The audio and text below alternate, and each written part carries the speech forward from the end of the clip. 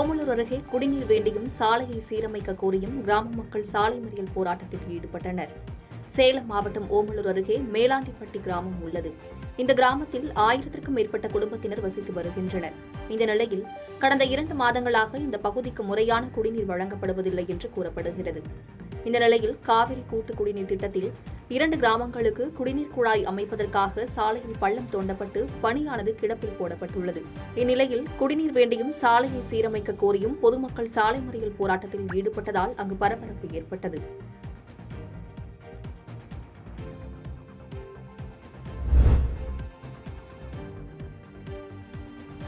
வேலூர் மாவட்டம் குடியாத்தம் அடுத்த வளத்தூர் கிராமத்தில் 300க்கும் மேற்பட்ட குடும்பங்கள் வசித்து வருகின்றனர். இந்த கிராமத்தில் கடந்த சில நாட்களாக குடிநீர் சரியாக வழங்கப்படாததால் பலமுறை சம்பந்தப்பட்ட அதிகாரிகளிடம் முறையிட்டும் எந்தவொரு நடவடிக்கையும் எடுக்கவில்லை என காலி குடங்களுடன் குடியாத்தம் ஆம்பூர் செல்லும் சாலையில் சாலை மறியல் போராட்டத்தில் ஈடுபட்டனர். இந்த ஆர்ப்பாட்டத்திற்கு ஆதரவாக விடுதலை சிறுத்தை கட்சியினர் கலந்து கொண்டனர். இதுகுறித்து தகவல் அறிந்த மேல்பட்டி காவல்துறையினர் மற்றும் குடியாத்தம் வட்டாட்சியர் போராட்டத்தில் ஈடுபட்டவர்களிடம் பேச்சுவார்த்தை நடத்தி நடவடிக்கை எடுப்பதாக கூறிய பின் போராட்டத்தை கைவிட்டனர். இந்நிலையில் 1 மணி நேரம் நடந்த இந்த சாலை மறியலால் கல்லூரி மாணவர்கள் தேர்வுக்கு செல்ல முடியாமல் அவதிக்குள்ளாகினர்.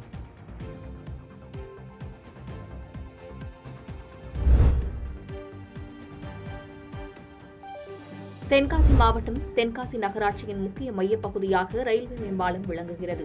இந்த மேம்பாலத்திற்கு அருகில் புதியதாக மணமகள் மன்றம் திறக்கப்பட்டுள்ளது. இதற்கு அருகில் அரசு மற்றும் தனியார் பள்ளிகள், அரசு அலுவலகங்கள் உள்ளிட்டவைகள் இயங்கி வருகின்றன. இது தொடர்பாக மாவட்ட ஆட்சியர் அலுவலகத்தில் அதிமுக பிரமுகர் டேனி அருள்சிங் கோரிக்கை மனு ஒன்றை அளித்தார்.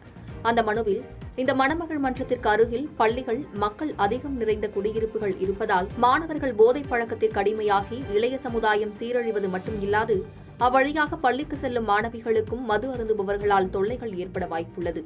எனவே சட்ட ஒழுங்கு பிரச்சினைகள் ஏற்படாத வண்ணம் மாவட்ட நிர்வாகம் முறையான நடவடிக்கை எடுத்து மணமகள் மன்றத்தின் அனுமதியை ரத்து செய்ய வேண்டும் என குறிப்பிடப்பட்டிருந்தது.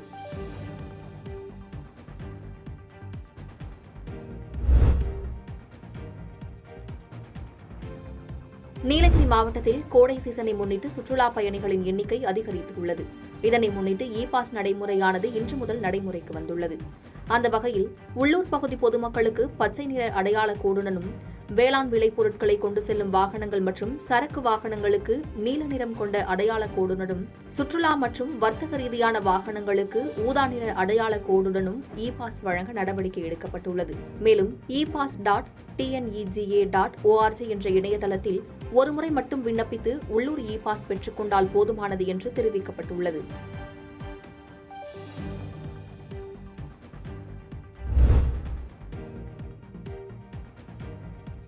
திருவண்ணாமலை மாவட்டம் செங்கம் அடுத்த ஜவ்வாதுமலை அடிவாரத்தில் விவசாயிகள் தங்களது விளைநிலங்களில் அனைத்து வகையான வாழை மரங்களையும் வைத்து விவசாயம் செய்து வருகின்றனர். இந்நிலையில் இரவு திடீரென இடிமின்னலுடன் கூடிய சூறாவளி காற்றில் சிக்கி அறுவடைக்கு காத்திருந்த சுமார் 5000க்கும் மேற்பட்ட வாழை மரங்கள் சேதமடைந்தன. ஆண்டுதோறும் இதுபோல வாழைப்பருவ காலங்களில் சூறாவளி காற்றில் சிக்கி சேதமடைந்து வருவதால் வாழை விவசாயிகளுக்கு அரசு நிவாரணம் வழங்கப்பட வேண்டும் என இப்பகுதி மக்கள் கோரிக்கை வைத்துள்ளனர். பாதகம் செய்பவரை கண்டால் நாம் பயங்கொள்ளலாகாது பாப்பா, மோதி மிதித்து விடு பாப்பா, அவர் முகத்தில் உமிழ்ந்து விடு பாப்பா. அண்மை செய்திகளை உடனுக்குடன் தெரிந்து கொள்ள இணைந்திருங்கள் இயம்நாடு தொலைக்காட்சியுடன்.